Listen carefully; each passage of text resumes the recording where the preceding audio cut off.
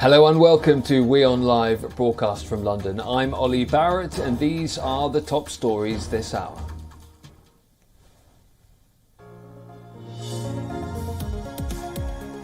The Kazakh president says constitutional order has mostly been restored in the country. The Interior Ministry releases a statement saying 26 armed criminals have been killed in a crackdown on unrest.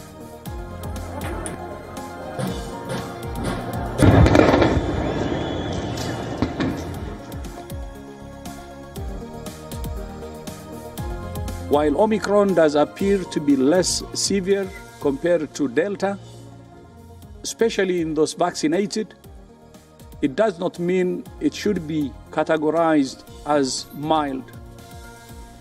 The Omicron variant of COVID-19 is killing people across the globe and should not be dismissed as mild, warns the WHO, as global cases rose by a record 71% last week.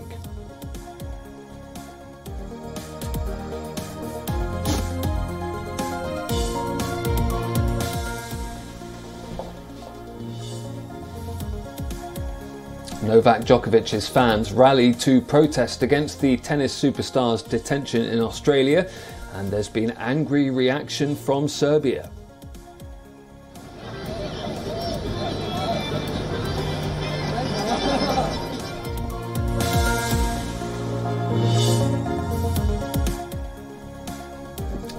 Three Sudanese protesters are shot dead by security forces as hundreds braved tear gas to rally in the capital Khartoum, demanding a transition to civilian rule.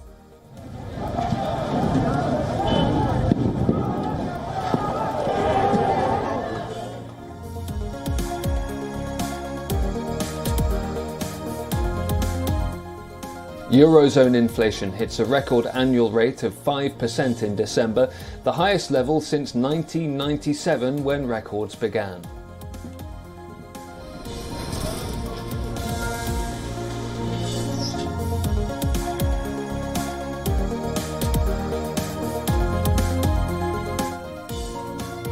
The US East Coast braces for the second major winter storm in 5 days as blinding snow, high winds and below zero temperatures slam much of the region.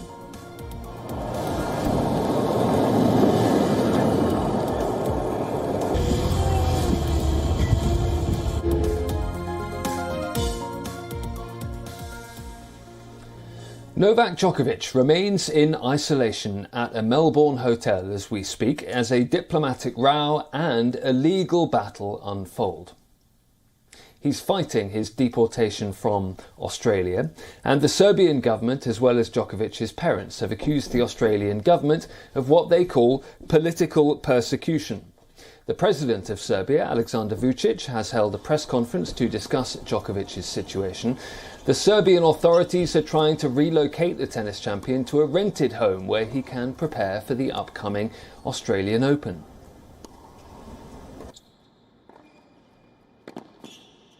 Our foreign ministry will do everything.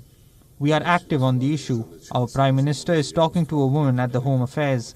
This lady is the one who is making decisions. What's not fair is this political persecution that everyone is taking part in, even the Australian Prime Minister. We are asking just one thing, to let Novak Djokovic move out from this horrific hotel into a rented home where he can prepare for the tournament. The Serbian president says his officials are talking to a woman at Home Affairs. Well, that's a reference to Karen Andrews, who is the Minister of Home Affairs in Australia. She says Djokovic is not being held captive and the player can leave the country whenever he wants. Well, can I say firstly that Mr Djokovic is not being held captive in Australia. He is free to leave at any time that he chooses to do so, and Border Force will actually facilitate that. Djokovic is at the Park Hotel in Carlton in Melbourne. It was formerly used as a COVID-19 quarantine hotel for returning travellers, but it's now operating as a detention facility for asylum seekers and refugees. He awaits the outcome of an appeal against his deportation, which is set to be heard on Monday. In Serbia, a rally's been held in front of the parliament building. Djokovic's father told the crowd there that protests would continue every day until his son is released.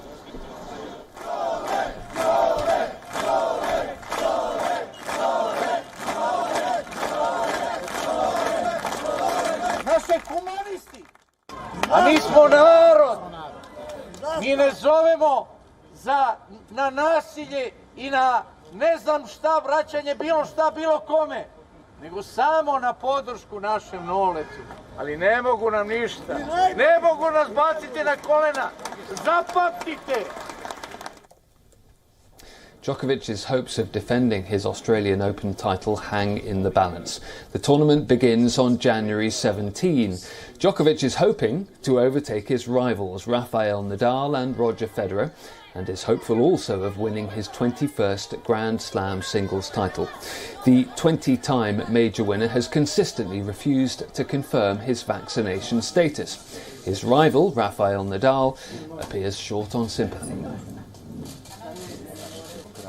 I don't encourage no one. I feel everyone have to do whatever feels that is good for him, but there are rules, and if you don't want to get the vaccine, then you can have some troubles. That's the thing, because of course after a lot of people have been dying for 2 years, my feeling is with the vaccine is the only way to stop this pandemic. That's what the people who understands about this says, and I am no one to have or to create a different opinion. Well, we were joined by Sasa Osmo, who is a journalist for the Sport Club Serbia. Here's his report. I think it's a complete disgrace the way Australian authorities have treated him, because it is absolutely not his fault, the miscommunication of the different levels of power in Australia between the federal and the state government and Tennis Australia. They granted him the exemption. He would never have boarded the plane if it wasn't like that. So, but upon his arrival, he was placed in a room, isolated 3 hours without the phone. He's in a, as you mentioned, in a hotel, in a detention hotel in Melbourne. So that's not the way to treat anyone, especially not who's a prominent figure in Australia as well, 9-time champion over there. As for the feelings in Serbia, people, not just in Serbia, but millions of Djokovic fans all over the world are hugely disappointed with this treatment. You know, people don't think that he deserved this, and I don't think he deserved this. And the latest information we have received is that the visa has been cancelled to another Czech player that has been on the same medical exemption as Djokovic. So that is not a good sign coming Monday and the final decision before a federal judge. Is there, and there has been some footage of Serbian fans protesting and dancing in front of the hotel. It's Christmas today it's Orthodox Christmas today in Serbia, but that didn't prevent them from showing their support to Novak. So he is held there. It's been his mother said that Novak tried to sleep but couldn't. His brother said that Novak is tired and stressed out. So we'll see how this ends up in the end. The Sudanese capital of Khartoum has seen a fresh wave of violence. Sudanese forces have reportedly shot dead 3 protesters during anti-coup demonstrations. Thousands of people took to the streets of Khartoum and other cities to denounce military rule. Security forces fired tear gas and stun grenades as protesters marched through Khartoum to reach the presidential palace.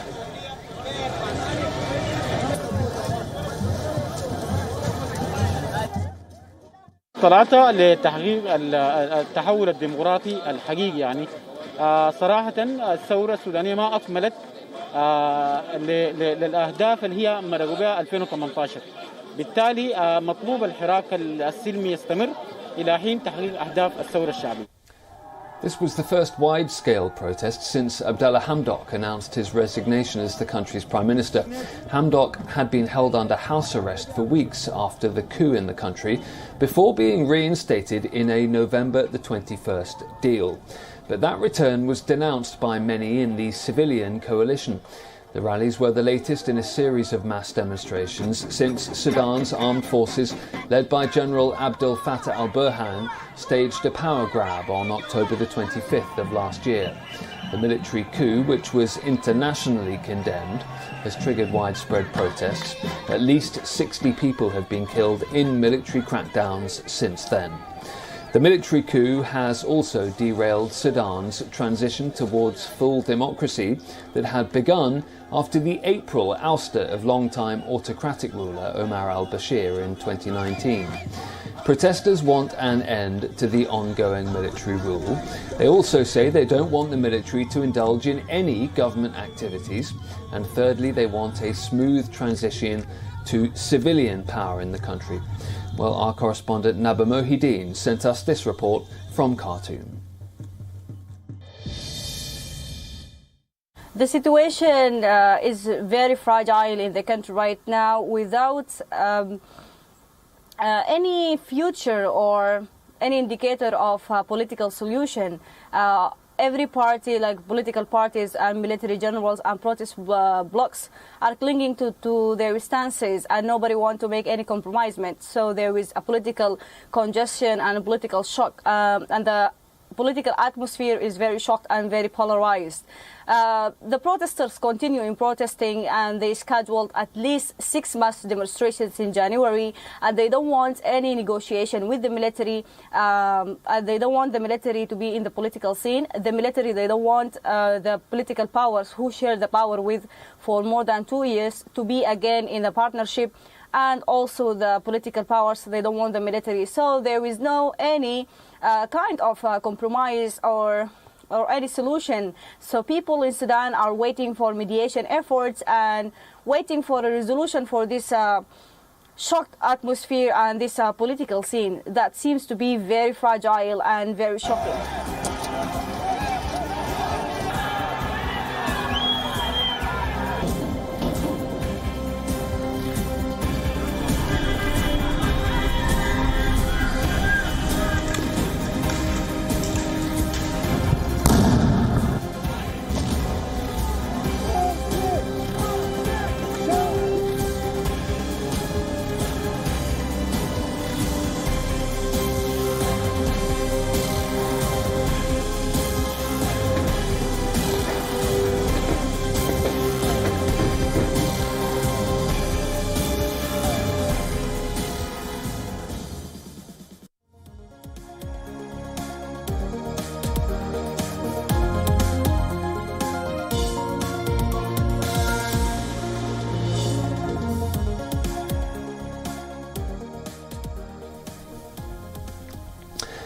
Next to Kazakhstan, which is witnessing its biggest crisis in decades.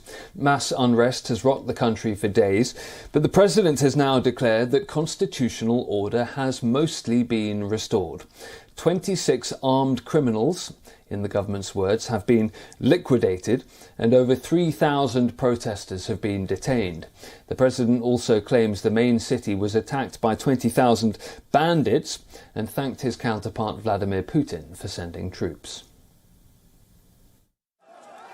Fresh violence raged on in Kazakhstan on Thursday, with police in the main city Almaty saying they had killed dozens of rioters overnight.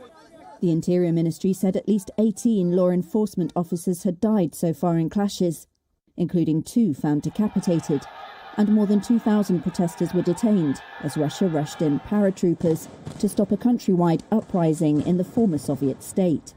As Western countries called for calm, footage from Almaty showed toppled vehicles and buildings, said to be a presidential residence and the mayor's office, ablaze. Reuters reporters heard explosions and gunfire as military vehicles and scores of soldiers advanced. Internet access was also shut down across Kazakhstan. And while the full extent of the unrest was not immediately clear, it was unprecedented in a country ruled firmly since Soviet times by former leader Nursultan Nazarbayev. He has held on to power despite stepping down 3 years ago as president. The uprising originally began against a fuel price hike on New Year's Day, but a reversal of the price rise failed to mollify crowds who accused Nazarbayev's family and allies of amassing vast wealth from oil and minerals, while the nation of 19 million remained poor. On Wednesday, when protesters stormed and torched public buildings in different cities, they chanted slogans against Nazarbayev, and in at least one city looped ropes around a statue of him, trying to pull it down. Nazarbayev's hand-picked successor, President Kassym-Jomart Tokayev, called in forces from ally Russia overnight as part of a military alliance of ex-Soviet states led by Moscow. He blamed the unrest on foreign-trained terrorists who he said had seized buildings and weapons. The swift arrival of Russian troops demonstrated the Kremlin's strategy of deploying force to safeguard its influence in the ex-Soviet Union. Well, the United States on Thursday warned that it would be closely monitoring Kazakhstan for any human rights violations. As Russian-led troops arrived in the country, Secretary of State Antony Blinken spoke to his Kazakh counterpart. He pushed for a peaceful resolution and for respect for media freedoms. The White House also questioned the legitimacy of Kazakhstan's request for peacekeeping forces from Russia and warned that the world is watching.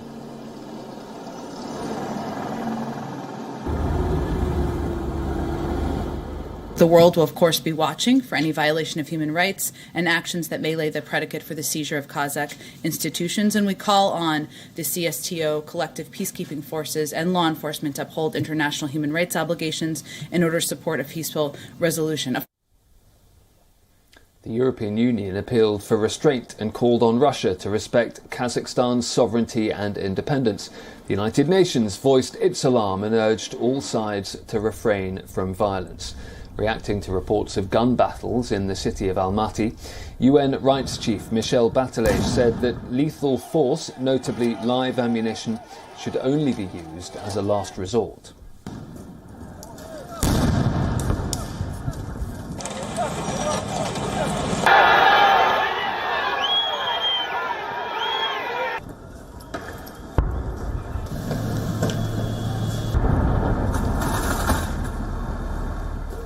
I can tell you that we, of course, continue to follow the situation very closely. During these exchanges, appeals to exercise restraint, refrain from violence, and promote dialogue to address the situation were reiterated by Natalia Gurman on behalf of the Secretary General.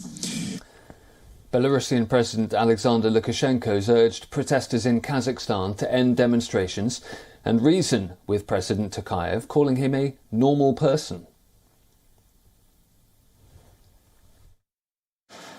По-народному говоря, пойти, встать на колени, извиниться перед военными, чтобы трещину сгладить, которая наметилась, и садиться с властью, с Токаевым. Он приглашает всех, кто желает, для переговоров и выстраивания своего государства. Но для нас это урок.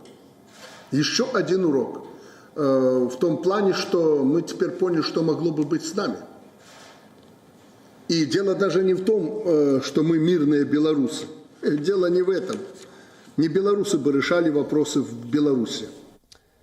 China's Foreign Minister Wang Yi is on a three-nation tour of Eritrea, Kenya and the Comoros. During his visit to the Kenyan port city of Mombasa, the Chinese Foreign Minister rejected suggestions that Beijing lures African countries into debt traps. Wang toured Beijing-funded infrastructure projects in Kenya. Speaking ahead of the tour, he said that China's considerable lending to the continent was mutually beneficial.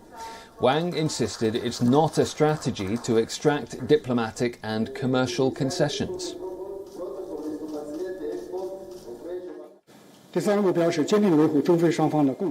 will work together to firmly uphold the common interests of China and Africa in the face of various acts of power politics. Your money, unilateralism, China and Africa have a responsibility to jointly practice true multilateralism and to jointly defend international justice and fairness. China would like to step up coordination and cooperation with Africa in regional and international affairs.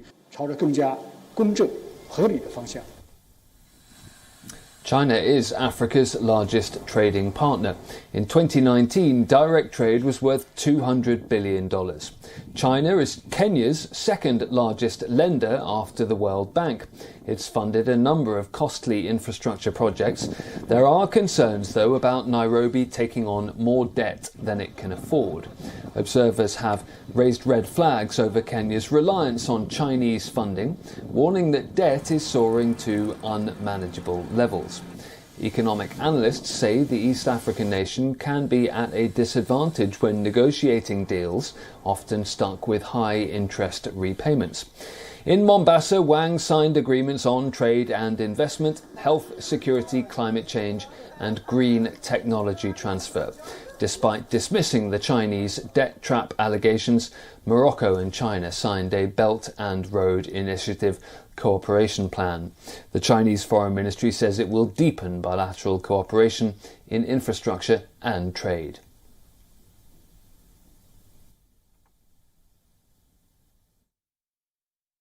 摩洛哥是北非地区首个同中国签署共建“一带一路”合作规划的国家。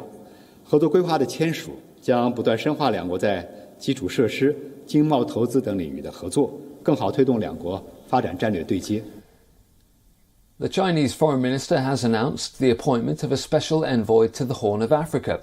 It signals China's intention to play a greater role in the conflict-torn region. China has said it will appoint a special envoy to foster peace in the turbulent Horn of Africa. That announcement coming from Foreign Minister Wang Yi on Thursday. He was speaking during a visit to Kenya, which has been active in diplomatic efforts to halt a war in Ethiopia between the Tigray People's Liberation Front and Prime Minister Abiy Ahmed's federal government. Wang said countries need to stay free from the, quote, major powers geo game and take the destiny of the region firmly in their own hands. He suggested that Horn of Africa nations convene a peace conference. Wang has also visited Eritrea, which borders the northern Tigray region. It has been an ally of Abiy's in a conflict that has killed thousands and forced hundreds of thousands to flee. The region's other major conflict is in Somalia, where al-Shabaab militants are fighting a Western-backed government.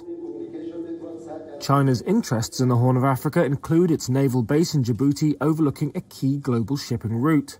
The region is also threatened by instability in South Sudan, where China has substantial oil investments.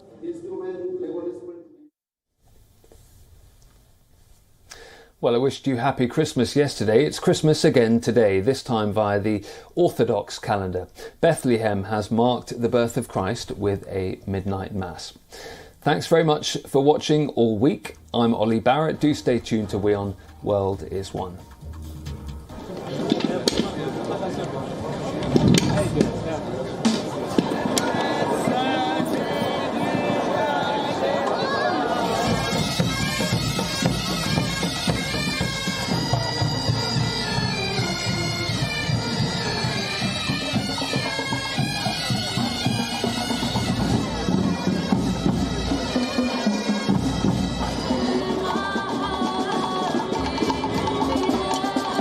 Padre, Simeron Agnei Dolecos Amin, اليوم ليسون Kyrie eleison.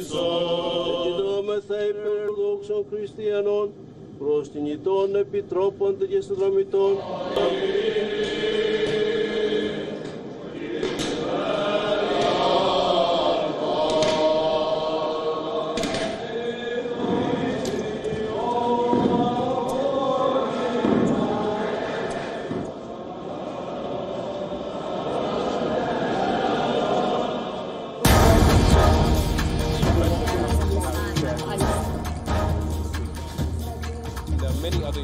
This is right, Arab.